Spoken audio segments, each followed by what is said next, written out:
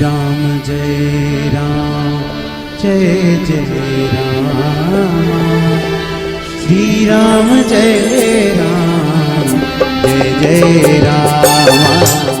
हरि नाम जपो, हरि नाम जपो, कृष्ण नाम जपो, सुबह शाम जपो। हरि नाम जपो, हरि नाम जपो, कृष्ण नाम जपो, सुबह शाम जपो। हरि नाम जपो, हरि नाम जपो, कृष्ण नाम जपो, सुबह शाम जपो। हरि नाम जपो, हरि नाम जपो, कृष्ण नाम। ताली बजाते हुए भाव विभोर होके जपो। हरि नाम जपो, हरि नाम जपो, कृष्ण नाम जपो, सुबह शाम जपो। हरि नाम जपो, हरि नाम जपो, कृष्ण नाम जपो, सुबह शाम जपो। जय हो, हरि बोल।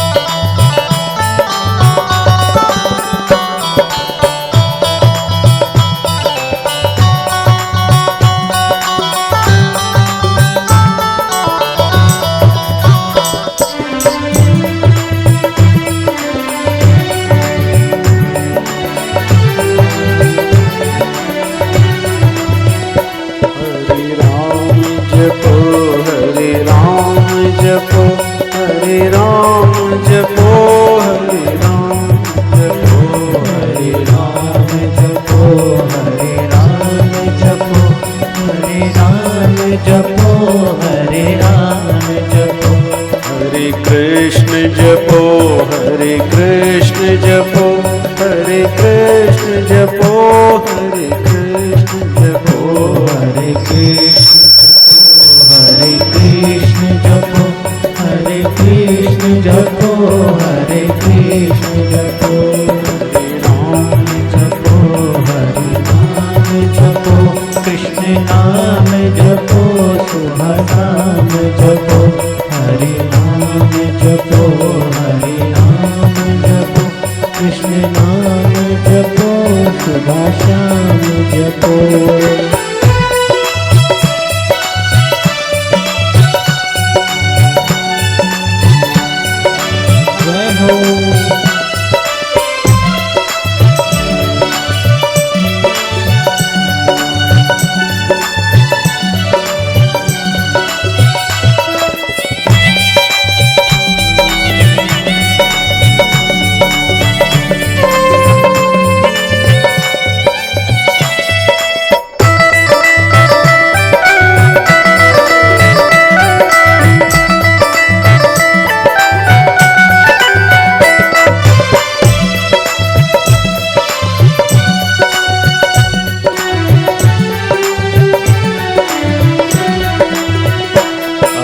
हाल जपो, हर हाल जपो, गोविंद जपो, गोपाल जपो। अभी हाल जपो, हर हाल जपो, गोविंद जपो, गोपाल जपो। अभी हाल जपो, हर हाल जपो, गोविंद जपो, गोपाल जपो। अभी हाल जपो, हर हाल जपो, गोविंद जपो, गोपाल जपो। हरि नाम जपो, हरि नाम जपो, कृष्ण नाम जपो, सुबह शाम जपो। हरि नाम जपो, हरि नाम जपो, कृष्ण नाम जपो, हरि नाम जपो।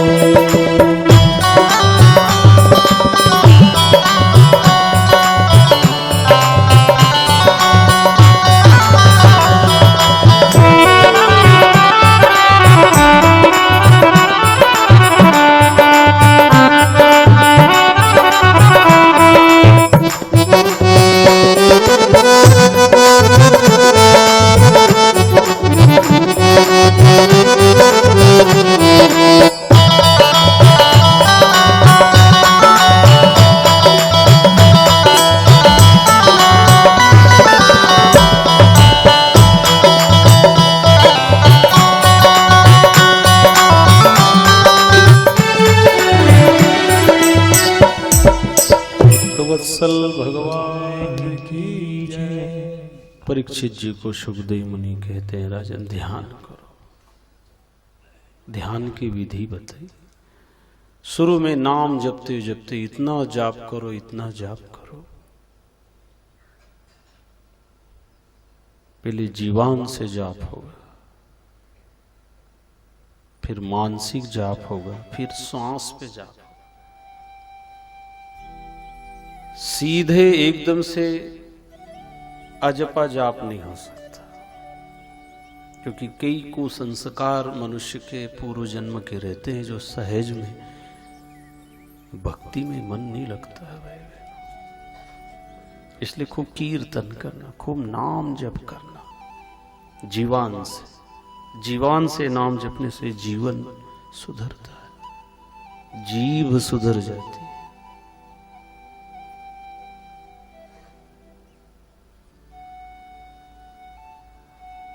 नाम जपते जपते जपते जपते ध्यान में मदद मिलती है। अभी ध्यान नहीं लगता, इसका मतलब मन में कुछ बुराई भरी हुई है। मन की शुद्धि करना चाहिए। इसलिए नाम मदद करता है, सहायता करता है। कीर्तन करो, नाम जप करो घर में बैठ के, आधी घंटा तक, एक घंटा तक लगातार निरंतर जब नाम जप होता, जपात सिद्धि, जपात सिद्धि, जपात सिद्धि भवेत् ध्रुवम। जिन महात्माओं ने, तपस्वियों ने इतना जाप किया, उन्होंने किया है। कहते हैं ना जप तप, जप तप श्री महाराज जी की पावन तपोभूमि।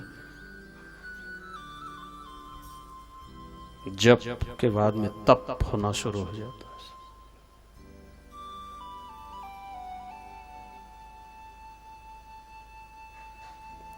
तपने से शुद्धि होती है।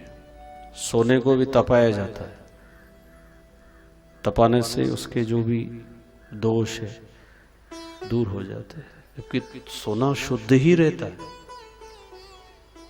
लेकिन उसकी जांच परख के लिए उसको अग्नि में तपाया जाता है। खोट बुराई आ जाती है, सोने में भी कोई मिलावट हो सकती है, इसलिए उसको तपाया जाता है, कसौटी पे कसा जाता है। इसलिए शरीर को भी तपाया जाता है शुद्धि के लिए। इसलिए तपश्री आश्रम पे हम आप बैठे हुए हैं। इसलिए शरीर को कसौटी पे कसना है, सहन करना सीखो। अगर कोई तपा रहा है आपको घर में, गरीबी तपाए या कोई महंगाई तपाए या पड़ोसी तपाए, त्रास दे, दुख दे, तो सहन कर लेना। अपने से और तपस्या नहीं हो, पर घर जो करवा रहे हैं, घर जो सता रहे हैं, यही तप है। और जिनको ज्यादा दुख अगर घर में मिल रहा हो, परिवार में मिल रहा हो, गरीबी से मिल रहा हो, बीमारी से मिल रहा हो, अपमान हो रहा है, और भी जिन जिन तरह से अगर दुखी हो, तो कथा सुन करके समझ लेना भगवान जी इस बहाने तपस्या करवा रहे हैं, सहन करो।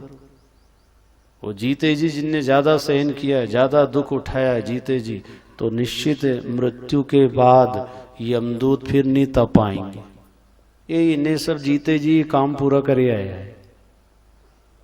मृत्यु के बाद फिर कोई दुख नहीं मिलेगा।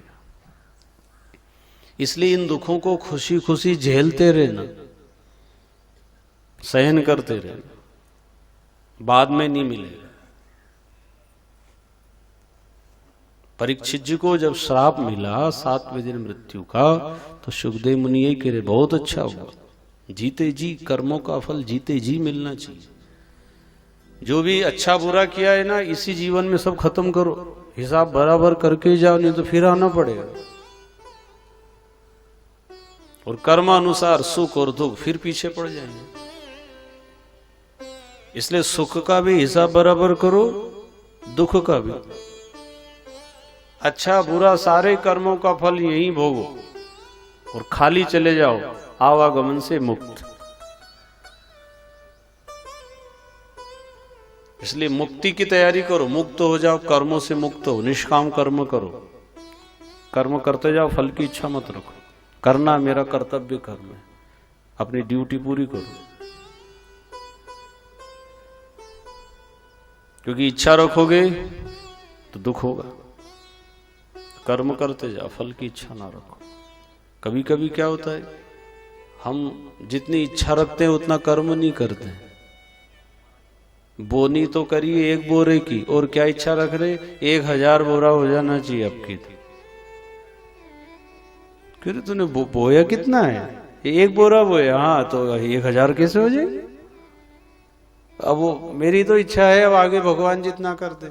अब तो 1000 या 2000 बोरा इच्छा रखता है, कैसे। कर्म करो ना, बिना इच्छा के भी मिलेगा।